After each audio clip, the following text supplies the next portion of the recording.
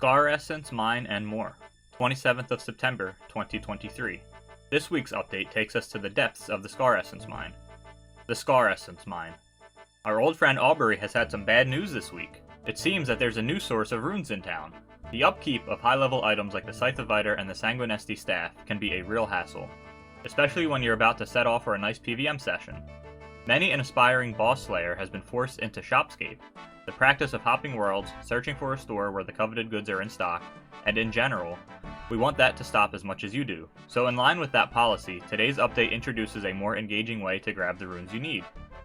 The Scar Essence Mine integrates with RuneCraft to let players craft the game's most useful runes in a more exciting way, and the best part is, it won't mess up the economy. Shall we find out more? Requirements. To get started in the Scar Essence Mine, you'll need to meet the following requirements.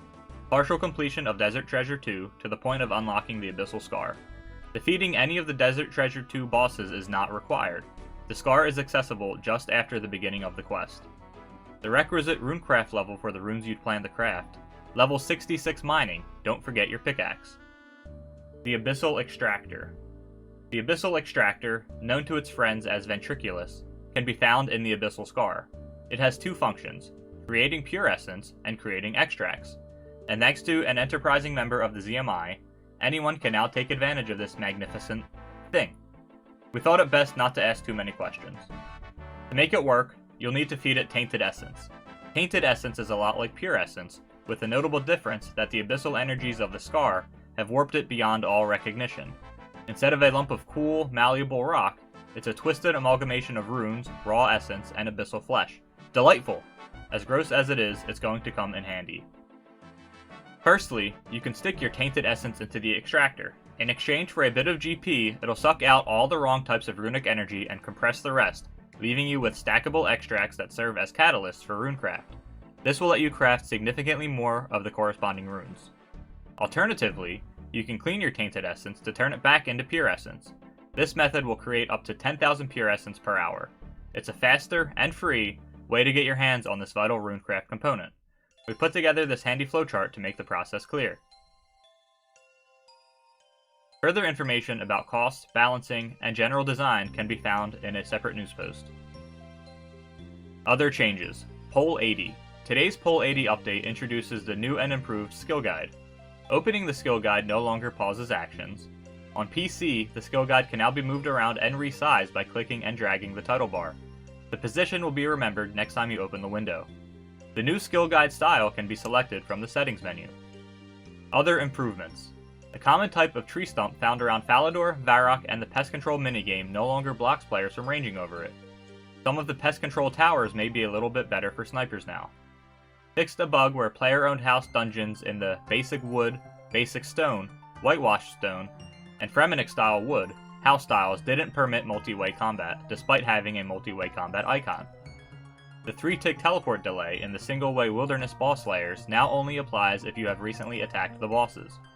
On the permanent Deadman world, PK skulls obtained from combat are now only 5 minutes long, as they were in the Apocalypse seasonal worlds, rather than lasting between 15 and 30 minutes.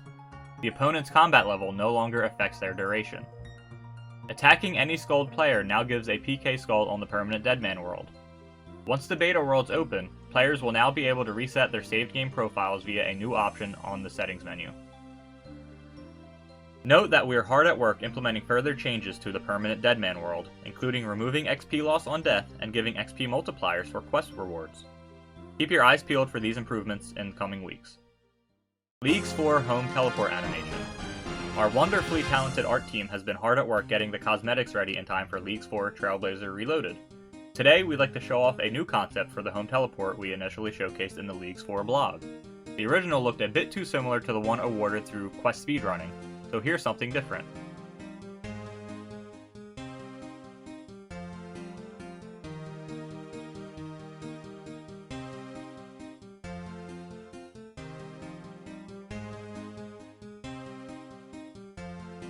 Fun fact, the reason we're able to show you a full animation instead of just concept art is that this home teleport was developed for the original Trailblazer League.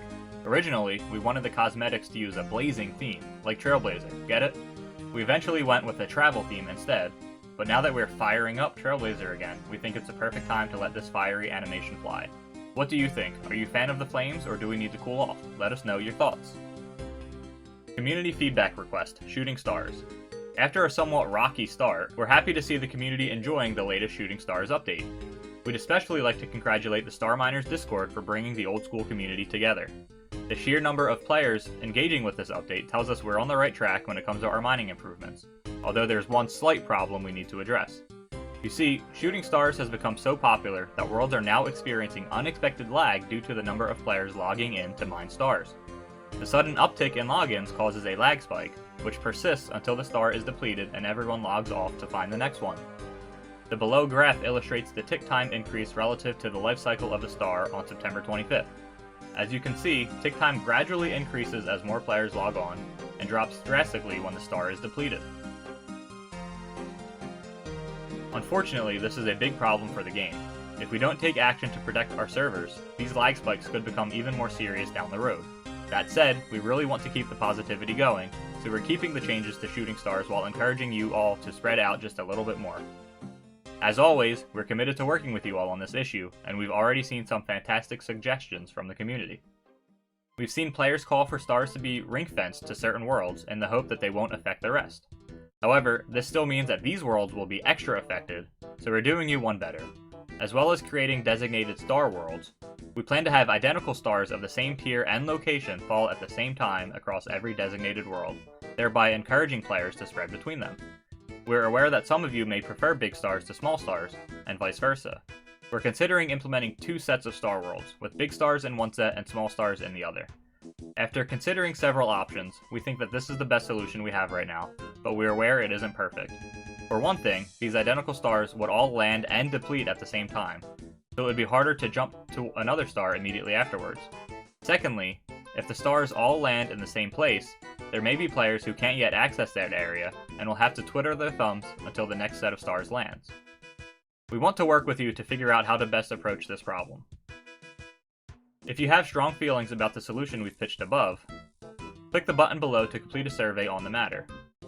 We're also looking for alternative ideas, so let us know your thoughts.